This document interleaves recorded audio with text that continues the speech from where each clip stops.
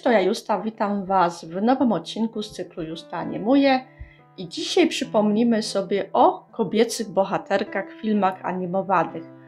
Przedstawię Wam na szybko, jak zmieniały się nasze bohaterki w filmach rysunkowych, ale pozwolę sobie nie do końca precyzować tytuły filmów, ale bardziej podejść do tego tematu w formie takiej scenopisarskiej.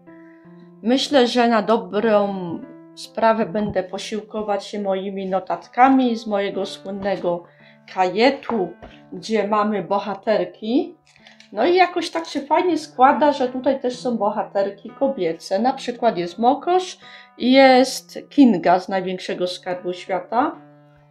I mamy też zwierzęce bohaterki. W sumie w pewnym sensie Urszula Rysica też jest bohaterką damską. Lwica Zoja na pewno jest bohaterką damską. Szafa jest bohaterką damską.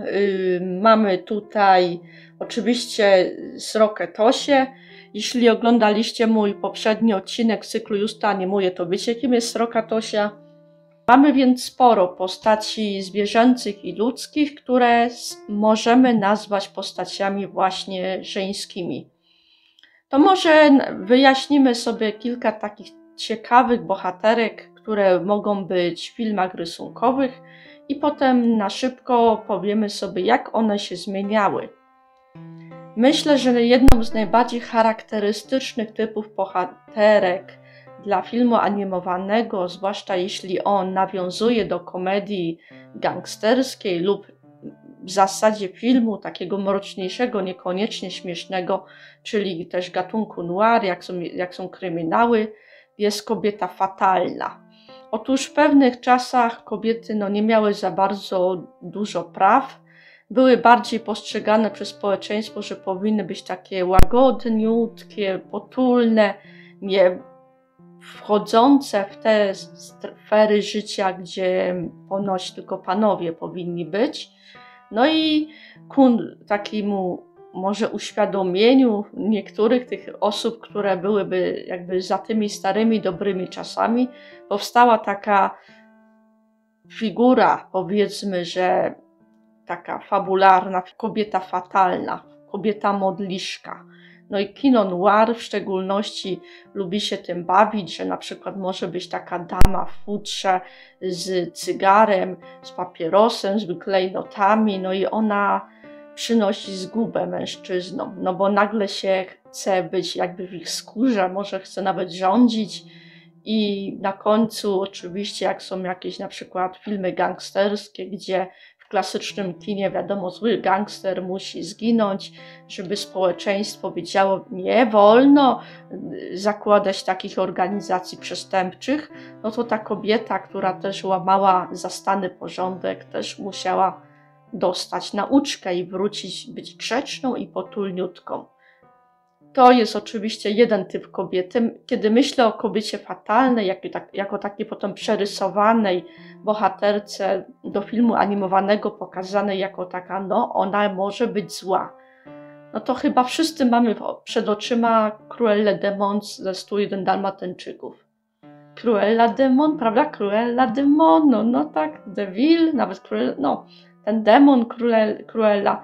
Myślę, że wiecie, o kogo mi chodzi. Najbardziej znaną taką typem bohaterki kobiecej w animacji, oprócz oczywiście wyzwolonej kobiety fatalnej, która jest trochę nowszym konstruktem, ale chyba wszyscy znamy księżniczki, nie?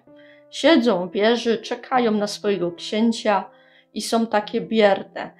Chyba najbardziej bierną księżniczką Disneya jest Królewna Śnieżka. I powiem szczerze, że o ile Królewnę Śnieżkę w wersji japońskiej, jak były animacje japońskie, które były adaptacjami tej baśni, to nawet lubiłam, o ile po prostu Królewnę Śnieżkę ze studia Walta Disneya, ojejku, wiecie, to jej po prostu, ta jej bierność, to dla osoby żyjącej w naszych realiach to jest po prostu coś strasznego.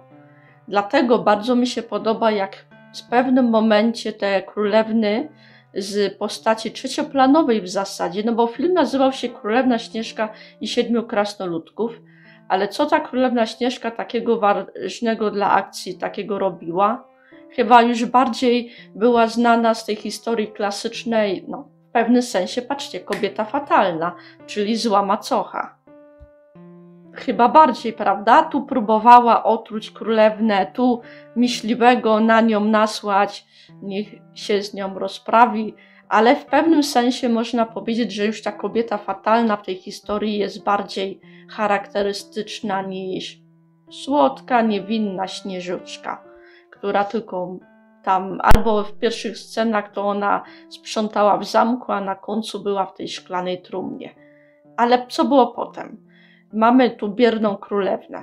W pewnym momencie jednak, kiedy dochodzi do renesansu w filmach na przykład Walta Disneya, to pozwólcie, że będę się posługiwała głównie Disneyem, bo one są te filmy bardzo charakterystyczne, to nagle kobieca bohaterka wychodzi już bardziej z tego cienia, staje się bardziej pierwszoplanowa. I na przykład tak Syrenka Arielka. No nie jest, no nadal to jest taka królewna i tak dalej, ale ona już zaczyna brać sprawy w swoje ręce, płetwy, no bo ogon rybi, syrena, nie? I pomimo, że ona też w pewnym sensie potrzebuje wsparcia innych bohaterów, to jednak już powiedzmy sobie szczerze, Arielka, zwłaszcza z kontynuacji jest tej historii, czyli jakby dopisaniu tej historii Małej Syrenki w kolejnych częściach, jest bardziej fajną postacią niż Królewna Śnieżka. Inną taką postacią jest już Bella. No to znów mamy kolejną postać niby kanonicznie potem dodanej pewnie do księżniczek Disneya, ale jednak jest to już taka bardziej postać, która chce się tam uczyć, mieć nowe wyzwania. Nie będę tutaj mówić za bardzo o filmie aktorskim, że też miała taką niby w tym filmie aktorskim pewnie smykałkę do wynalazczości. Nie przepadam za bardzo za remake'iem Pięknej Bestii. Generalnie Piękna Bestia nie jest też moją ulubioną animacją, ale to też warto, jeśli mówimy o bohaterkach, zaznaczyć, że o ile Królewna Śnieżka to tylko wzdychała i czekała na księcia, o ile ta już chce coś zrobić z sobą. I kolejne potem mamy przykłady głównych bohaterek i dochodzimy do takiego sedna, że teraz na przykład jak jest animacja na przykład Kraina Lodu czy Zaplątani, to Królewna nie dość, że jest postacią pierwszoplanową, to ma też większość tak ekranu zajmuje. I co prawda warto też zauważyć, że wraz z tym, kiedy królewny zaczynały być takie mniej sztampowe, że czekają w wieży, nic nie robią, to też pewne schematy fabularne były zmieniane. Na przykład nasza tutaj, niech weźmy ją pod uwagę, myślę, że Anna z Krainy Lodów jest dobrym przykładem. Pierwszy raz pokazano księżniczkę Disneya, która ma rozczochrane włosy, jest roztrzepana, generalnie z makijażem nie za bardzo, ale i oczywiście Anna jest inna niż wszystkie inne księżniczki, nie jest perfekcyjna, to też jest bardzo fajna moim zdaniem cecha. Jedna z moich siostrzenic mówi, że Anna jest fajna, bo jest śmieszna. I tutaj muszę się z nią zgodzić, Anna jest fajna, bo jest śmieszna.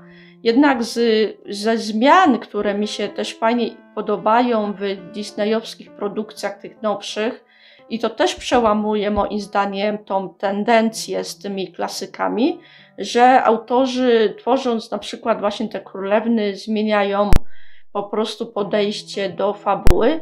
Jest moim zdaniem źle, że niedoceniona Księżniczka i Żaba. Nie dość, że mamy pierwszy raz, pomijając Mulan, która oficjalnie nie jest księżniczką do końca, to jednak możemy powiedzieć, że mamy nie dość, że księżniczkę, która zrywa z kanonem piękna z wcześniejszych księżniczek. Jest osobą akurat tutaj czarną, prawda? Jest właśnie Afroamerykanką. To na dodatek Tiana jest zanurzona w jakby fajnych takich realiach, bo mamy początek XX wieku, Nowy Orlean, pojawiają się takie sceny właśnie z lat 20. i ten wątek tej królewny, tej baśniowej królewny jest jakby pomieszany z realiami z tej epoki. I to jest moim zdaniem genialne podsunięcie tematu, że my znamy, jeśli chodzi o królewny, prawda, pierwowysł, że dawno, dawno temu coś tam królewna i tak dalej, ale zmiana, tak jakby właśnie zmiana środowiska i przerzucenie tego i fabuły do na przykład właśnie Nowego Orleanu, lata 20, to moim zdaniem jest bardzo fajny po prostu zabieg. Jest to oczywiście też dowód na to, że bohaterki się zmieniają, czyli królewna może zacząć walczyć o siebie. No Merida Waleczna to jest najlepszy tego przykład, ruda i w ogóle nie chciała mieć wybieranego, ukochanego. Potem mamy Wajana Skarb Oceanu, no to już w ogóle dziewczyna z wyspy idzie ratować po prostu swoich bliskich, no i przy okazji musi dorwać tego samochwałę półboga małego. To też w ogóle fajnie pokazane i to jest film, w którym główna bohaterka nie czeka na miłość. Jej historia nie jest oparta na tym, że musi księżniczka szukać miłości. Miłości w formie po prostu, że szuka ukochanego.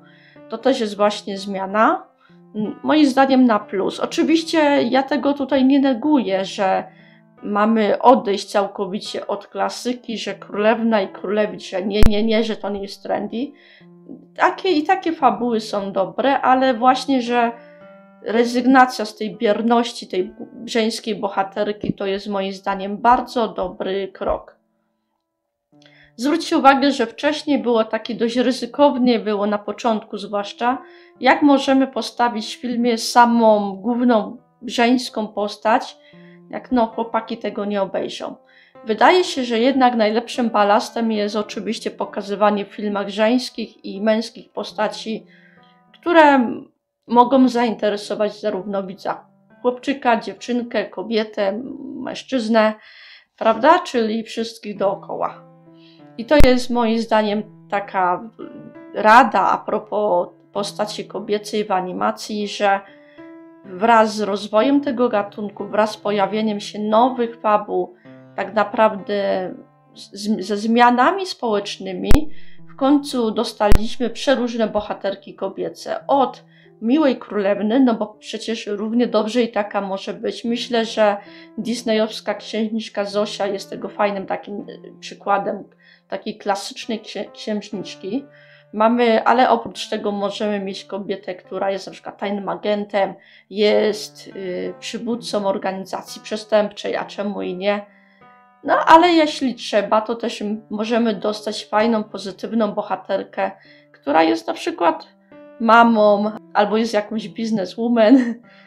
Wszystko tak naprawdę, wszystkie typy postaci możemy dostać w animacjach. I na koniec tylko powiem, że ja też mam tutaj waleczną księżniczkę, zwykłą, słabowidzącą dziewczynę, mamy kocicę, która lubi rozrabiać, mamy zaczarowaną szafę, która ma bardzo śmieszne poczucie humoru, mamy ciekawską srokę, więc w zasadzie mamy dużo postaci żeńskich i również ciekawych postaci męskich, bo na przykład ten pudelek to jest postać męska, nazywa się Sumienie. No smok jest, no nie wiem jaki akurat, czy smok jest bardziej tu logotypem, ale na przykład diabeł Boruta jest niewątpliwie diabłem Borutą, prawda, czyli postacią męską na 100%. Myszoskoczek to też jest postać męska, tutaj na tej okładce. Można by tak zaryzykować, czy ja tutaj stosowałam parytety, ale chyba nie o tym ten film był. Tylko o zmianach w postrzeganiu postaci kobiecych, dziewczęcych w filmach. Innymi słowy, księżniczka może być równie dobrze super sportowcem, jak i zarówno, jak czasami trzeba, i księżniczką z wachlarzem, a czemu i nie. To tyle ode mnie w tym odcinku, tym szybkim przeglądzie postaci księżniczkowych albo postaci dziewczynkowych. Obok mnie widzicie różne moje obrazki z postaciami, które są akurat dziewczyńskie ode mnie. I tyle po prostu. Widzimy się w kolejnym Just Animuję. Pa!